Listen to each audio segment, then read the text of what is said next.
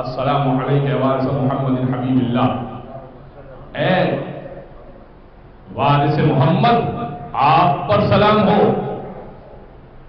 آپ حبیب اللہ کے وارث ہیں۔ محمد اللہ کے حبیب ہیں، اللہ کے دوست ہیں۔ ابراہیم کے لیے کیا کہا تھا؟ السلام علیکم وارث ابراہیم خلیل اللہ۔ خلیل کا مطلب دوست، حبیب کا مطلب دوست۔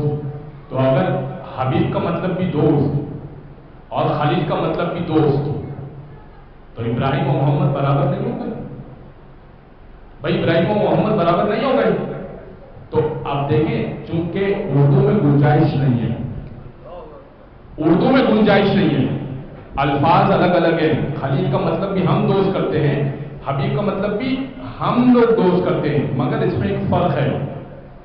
خلیل وہ دوست ہوتا ہے، ابراہیم ہے خلیل اللہ، خلیل وہ دوست ہوتا ہے کہ ادنا مرتبے والا، چھوٹے مرتبے والا چاہتا یہ ہے کہ بڑے مرتبے والا میرا دوست بن جائے، اور حبیب وہ دوست ہوتا ہے کہ بلند مرتبے والا چاہتا ہے کہ چھوٹے مرتبے والا میرا دوست بن جائے۔